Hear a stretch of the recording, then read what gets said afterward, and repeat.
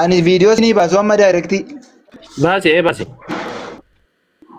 Ashee dhaggee na guddisaa bakka irran isinii kaa. Dhaggeeffadhaa namni kana jala jirtan hundi keessa rabbi uumama jalqabaati jedhee sagalee kan ibsanaa sun. Okay, baasi. Ashee.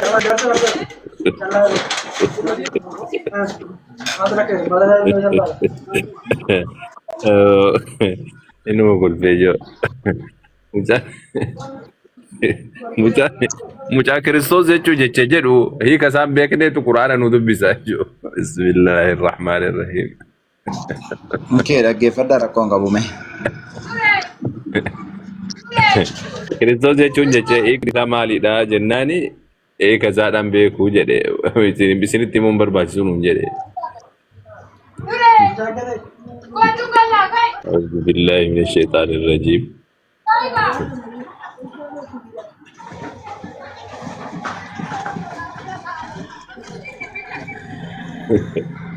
استغفر الله العظيم.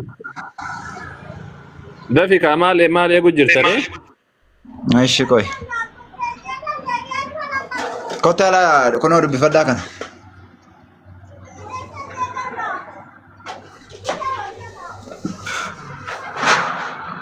أيه دب اسمه Nargama.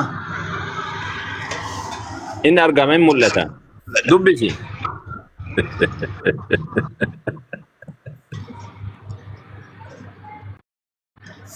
يا ده كل فجر والله. Jedhi jedhala kuno jedhi rabbiin uumama jalqabaati jedhala kuno. Warra isaa isin rabbi Gurbaa fayyaa qabu afaan Oromoo dubbisuun beektu moo gurbaa? Bismillah. maali kitaaba afaan Oromoon jalqaba dubbisme. afaan Oromoodha eessa dubbifama ustaas afaan Oromoon keessa silas jedhi rabbiin uumama jalqabaati. Jalqabeeti jedha. Jalqabeeti miti. Kophee aafi eeyyuu adda hin beeku fayyaa isa qaama. Karaa baddee mimmiyaa ta'e biyya keenyaaf kun isin jedha bar. Dubbisime. Too'isti. Waa yaadadhe wallahi. Yaa tokko isin gandee mucayyoo takka nutti beeti. Rabbi subhanahu wa ta'ala wattuur kitaabni masuur jedhaani. Wattuur jechuun gaara xuur jedhamu. Gaara jedhamuun kakadhaa rabbiin jedhu. Mucayyoon ammoo gaara jedhu kana haadha ta'e haa godhatti rabbiin kakadhaa jedhu isin galte. Rabbiin jedhu. Uumama jalqabeeti ergasis deebisa jedhu. Uumama jalqabeeti ergasis deebisa jechuun uumama jalqabeeti deebisa. Kan uumama jalqabeedha. Ergasanii ammoo deebisa. Deebisa jalqabeeti jedhamate jalqabatiin jedhu. Ati afaan Oromoo baatu deebi miidhaa ta'e waan kana dubbisame.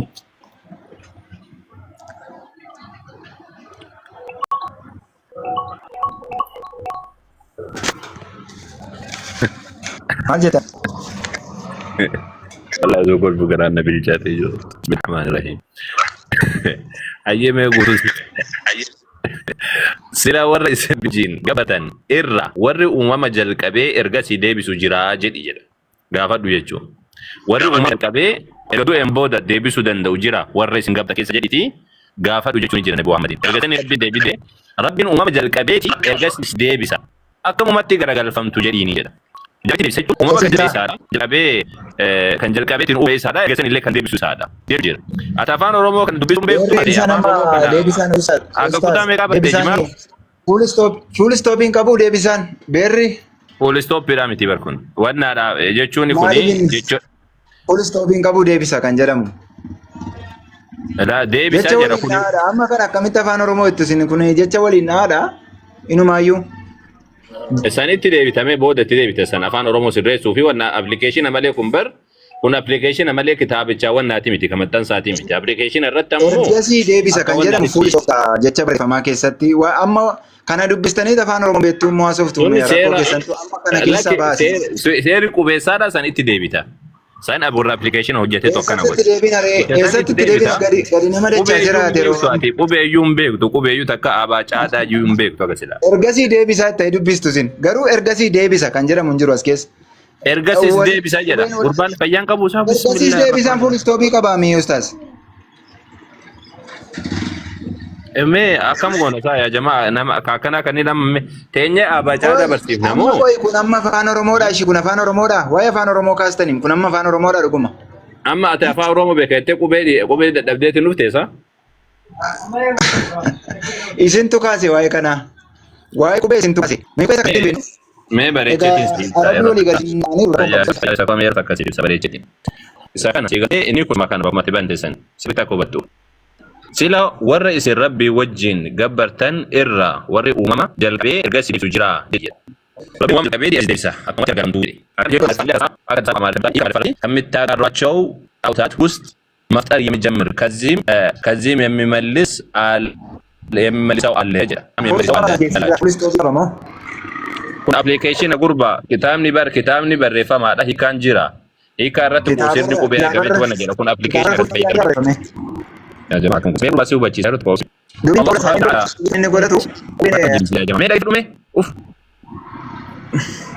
yeroo hunda akkama siif addaa ta'ani dhageeffadhu yeroo takka akka wannaadhaan godhatti jecha baay'istan akka waan manni keessin keessa asirratee jirutti jecha baay'istan waa'ee barumsaa mana kaastanii ustaazee. Dhageeffadhu mee waan tokko jalqabaa uumama jalqabaa teettee nama mana keessan keessa jira waa'ee barreeffamaa irratti malee na dhageeffadhu.